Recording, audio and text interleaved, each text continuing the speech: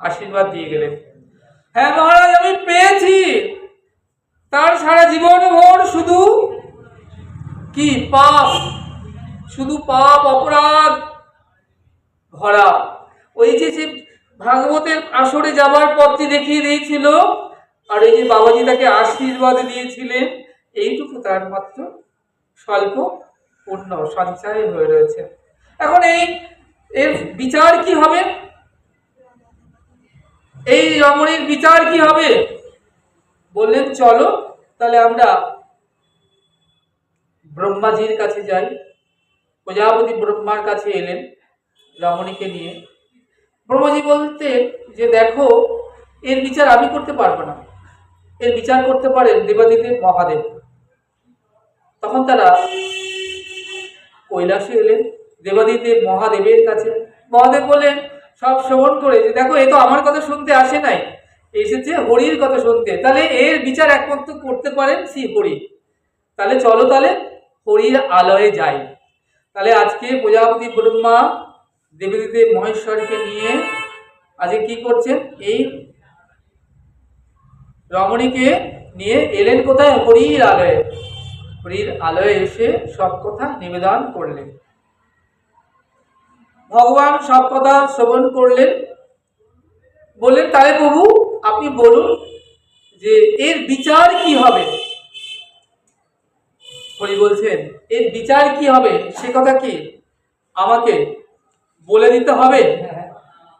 কারণ তোমাদের মতো প্রজাপতি ব্রহ্মা দেবদেব মহেশ্বর, তোমাদের মতো এহেন এদেরকে আমাকে দর্শন করাতে এখানে এনেছে কে? এই বারবণিতা রমণী। তাহলে এখন আর বলে দেওয়ার প্রয়োজন নেই যে এর বিচার কি হবে। এ এখন থেকে আমার আলয়ে থাকবে, আমার জন্য ক্ষীরসার রমণী প্রস্তুতি করবে, তোমরা সব আপন লোকে ফিরে যাও। তাহলে কি হলো? সে কিন্তু যায়নি ভাগবত আসরে, খুব ধ্যান দেবে, সে শুধু দেখিয়ে দিয়েছিল আসরের পথ। তাহলে কেউ যদি ভক্তি মার্গে ভজন মার্গের পথে দেখিয়ে দেয়, ভাগবত আসরের পথে দেখিয়ে দেয়, তাহলে ভজন করে তুমি যা পাবে মা, সে তোমার দ্বিগুণ পাবে এখান থেকে। তাই বললেন হে দাঁড়ি, আমাকে দ্বার খুলে দাও। তুমি শুধু অর্থ প্রাপ্ত হবে না, তার সঙ্গে তুমি ভক্তিও লাভ হবে তোমার।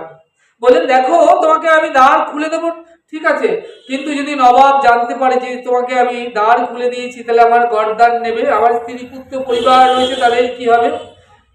সনাতন গোস্বামী বলছেন দেখো, তুমি বলবে সনাতনের বাহ্যক্রিয়া পেয়েছিল, তাই তাকে আমি নিয়ে গেছিলাম ওই জঙ্গলে, সে গঙ্গায় ঝাঁপ দিয়ে সে ডুবে গিয়েছে, তাহলে তোমার গরদান যাবে না। রক্ষী কি করলেন? দ্বার খুলে দিলেন। সনাতন গোস্বামী আজ সেই কারাগার থেকে তিনি বেরিয়ে আসছেন। বেরিয়ে যখন তিনি যাচ্ছেন, বলছেন তাড়াতাড়ি করে আমাকে চলতে হবে পথ। কেন? যদি নবাব বা কেউ যদি জানতে পারে যে আমি যে কারাগারের বাইরে, আবার তো আমাকে ধরে নিতে পারে, আবার কারাগারে বন্দি করতে পারে। তাই কোনো দিক না তাকিয়ে শুধু ছুটছেন সনাতন গোস্বামী। ছুটতে ছুটতে ছুটতে ছুটতে তিনি কি এলেন? বন জঙ্গলের পথ পেরিয়ে কাশীর সেই গঙ্গার তীরে তিনি এসে পৌঁছালেন। কিন্তু গঙ্গার জলে এসেছেন সেই শীতের রাত, কিন্তু গঙ্গা পার হবেন কি করে? তিনি তো সাঁতার জানেন না। রাজমন্ত্রী, রাজমন্ত্রী কি হয়? সুখী মানুষ, সাঁতার তো জানে। ধীবর যারা জলের মধ্যে যারা থাকেন, যারা মাছ ধরেন, তারা সাঁতার জানবেন, যারা জলের মধ্যে যারা সারাক্ষণ থাকেন। কিন্তু সনাতন গোস্বামী সুখী মানুষ, রাজবেশ, রাজ অলঙ্কার, রাজ প্রসাদে থাকেন। তাই তিনি প্রার্থনা করছেন হে গৌর হরি, আমি কেমন করে এই স্রোতস্বিনী গঙ্গা পার হব, তুমি আমাকে বলে দাও। এমন সময় চোখ খুলেই দেখছেন একটি কালো কাষ্ঠ যেন এইদিকেই এগিয়ে আসছে। বলেন গৌর হরি, তোমার এত কৃপা, তোমার এমন করুণা, তুমি অধমের জন্য কালো কাষ্ঠ পাঠিয়েছ। সনাতন গোস্বামী সেই কালো কাষ্ঠের উপর চলে বসলেন। এত ঠান্ডা জল হাত দিয়ে তিনি আর বইতে পারছেন না, হাত যেন অবশ হয়ে যাচ্ছে ঠান্ডাতে। হঠাৎ দেখলেন যে আর তাকে বইতে হয়েছে না, বৈঠার মতো যেন কাষ্ঠখানা এগিয়ে চলেছে। এবং এগিয়ে কোথায় এলেন? কুলে। সনাতন গোস্বামী কুলে যখন এসে নামলেন, নেমে কি করলেন? ভাবলেন আমার মতো যদি এমন কেউ বিপদে পড়ে, তখন তার জন্য এই কালো কষ্টখানা নিশ্চয়ই দরকার হবে। তাই তিনি কালো কষ্টখানি তুলে ভাবলেন আমি উপরে ডাঙায় তুলে রাখি, কি জানি কার বিপদ হলে কখন এটা কার উপকারে লাগে। এই তুলতে গেলে এমন সময় দেখছেন এ কি, এ তো কালো কষ্ট নয়, এ যে একটি কুমিরিনী, এটা মেয়ে কুমির। তাহলে একটা মেয়ে কুমির, তাহলে সে এসেছিল সনাতন গোস্বামীকে খাবে বলে রক্তের স্বাদ পেয়ে। কিন্তু সনাতন গোস্বামীর অঙ্গে চলছে যে গৌর তরঙ্গ, এই গৌর তরঙ্গে পরশ পেয়ে একটা আহার যোগ্য মানুষকে পেয়েও কুমিরিনী তার ভাব, তার স্বভাব বদলে গেছে। তারা সেই খাবারের আর ভাব নেই, সে যেন স্বভাবটাই পাল্টে গেছে। সনাতন গোস্বামী সেখান থেকে ছুটতে ছুটতে চলেছেন বন জঙ্গলের পথ দিয়ে, কারণ রাজপথে কত দূর তিনি জানেন না। সে বনের পথে যেতে যেতে দূরে দেখছেন একটি জায়গায় মনে হচ্ছে একটু আলো জ্বলছে টিম টিম করে, ভাবছে নিশ্চয়ই কেউ আছে। তিনি ছুটতে ছুটতে সেখানে এলেন। সেখানে ছিলেন এক ভুইয়া। তার কাজ ছিল দিনের বেলা ভালো মানুষ সাজা, রাতের বেলা দস্যুগিরি করা, মানুষকে হত্যা করে তার অর্থ ধন সবকিছু লুটে নেওয়া। সনাতন গোস্বামী যখন সেই ভুইয়ার কাছে এলেন, এসে বললেন যে আমাকে একটু ওই বড় রাস্তার রাজপথ ছাড়িয়ে এই বড় রাস্তাটা একটু দেখিয়ে দিন। হ্যাঁ, সে বললেন এই রাত্রে এই জঙ্গলের পথ আপনি কেমন করে পার হবেন?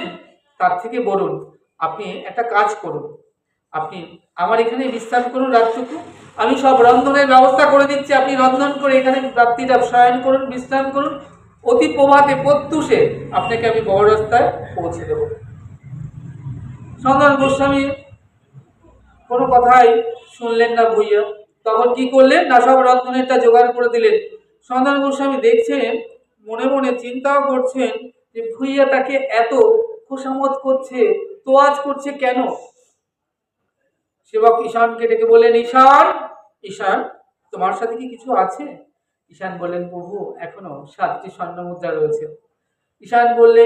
ঈশানকে বললেন সনাতন গোস্বামী, ঈশান তুমি কি করেছো? সঙ্গে করে যে কাল নিয়ে এসেছো, আমি বুঝতে পেরেছি এই কারণে ভুইয়া আমাদের এত খাতির যত্ন করছেন। বললেন দাও দাও দাও, স্বর্ণ মুদ্রাগুলো দাও। নিয়ে তিনি কি করলেন, ভুইয়ার কাছে দিয়ে দিলেন। ভুইয়া বললেন সনাতনকে যে আপনি অতি বুদ্ধিমান, আপনি রন্ধন করে খেয়ে দিয়ে বিশ্রাম করলেই রাত্রে আমি আপনাকে কাতল করে হত্যা করে আপনার এই স্বর্ণ মুদ্রাগুলো নিয়ে নিতাম। কারণ আমাদের কাছে এক গণৎকার আছে, সে দেখেই বলে দিতে পারে কার কাছে কত অর্থ, কত স্বর্ণ মুদ্রা থাকে। তাই সে আগেই আমাদেরকে জানিয়েছিল আপনি স্বর্ণ মুদ্রা আপনাদের কাছে রয়েছে। তাই আপনি যখন আমাকে দিচ্ছেন আমি আর চাই না, আমি আর কথা দিচ্ছি আপনাদের আর হত্যা করব না, আপনার কাছে রেখে দিন, আমি অতি প্রসন্ন হয়েছি। সনাতন গোস্বামী বলেন এই কাল স্বর্ণ মুদ্রার কারণে হয়তো আপনি ছেড়ে দিলেন, আগামীতে নেক্সটে কোথাও হয়তো আমাদের প্রাণ চলে যেতে পারে, তার থেকে এই ভালো নয় কি এই স্বর্ণ মুদ্রা আপনি রেখে দিন। ভইয়াকে সেই সকল স্বর্ণ মুদ্রা দিয়ে দিলেন। দিয়ে দিয়ে বলছেন আমাকে আজ রাতেই আপনি জঙ্গল থেকে পার করে দিন। আমি চলেছি কোথায় না গৌর সোনার কাছে। আমি আজ রাতেই চলে যেতে চাই, আমি আর কাল বিলম্ব করতে চাই না। কাল সকাল হতে তো অনেক দেরি, তার আগে না হয় এক রাত্রি আগেই না ওই রাঙা চরণে পৌঁছে গেলাম। আমি জানি না আমি তার কাছে পৌঁছতে পারবো কিনা, তিনি আমার ওই রাঙা চরণে স্থান দেবেন কিনা, কিন্তু আশা করতে দোষ কোথায়, মনে বাসনা রাখতে দোষ কোথায়। তাই তিনি কি করলেন না, তিনি চলেছেন 4 জন লেঠেল নিয়ে সনাতনকে। সেই রাত্রে যখন জঙ্গল পার করে দিচ্ছেন, ঈশানকে বলেন ঈশান তোমার কাছে কি এখনো কিছু আছে? ঈশান বলেন প্রভু আরেকটি স্বর্ণ মুদ্রা আছে। বলেন ঈশান তুমি ফিরে যাও, তুমি আমার সঙ্গে আর যেতে পারবে না, তুমি একটি স্বর্ণ মুদ্রা নিয়ে তুমি ঘরে ফিরে যাও। তাকে বিদায় জানালেন। আর ভুইয়াকে ডেকে বললেন হে ভুইয়া, আমি যেতে যেতে আপনাকে একটা কথা বলে যাই, কেউ যদি আমার মতো বিপদগ্রস্ত হয়ে আসে, অর্থাৎ কেউ যদি সমগ্র বৈষ্ণব সমাজের উদ্দেশ্যে তিনি জানিয়ে গেলেন, ওহে বৈষ্ণব সমাজ, কেউ যদি আমার মতো বিপদগ্রস্ত হয়ে ভজন পথে এগিয়ে যেতে চায়, তাহলে তাকে সঠিক ভজনের পথটি দেখিয়ে দিও। তাকে এমন পথ দেখিও না যাতে তার ভজন নষ্ট হয়। বৈয়াকে বললেন, আমার মতো বিপদগ্রস্ত হয়ে কেউ যদি আসে, তাহলে তার প্রাণটি নিও না, তাকে সঠিক রাস্তাটি দেখিয়ে দিও। দেখুন, এটা একটা শিক্ষা। ভজন মার্গে যিনি চলেছেন, ভক্তির পথ দিয়ে যারা এগিয়ে চলেছেন, আপনি তাকে ভক্তির মার্গে আরো এগিয়ে দিন, আরো নিয়ে যান, কিন্তু এমন কিছু করবেন না কখনো যাতে তার ভক্তি নষ্ট হয়, ভজন নষ্ট হয়। এটা সনাতনী শিক্ষায় সনাতন গোস্বামী আমাদেরকে এটা জানিয়ে গেলেন।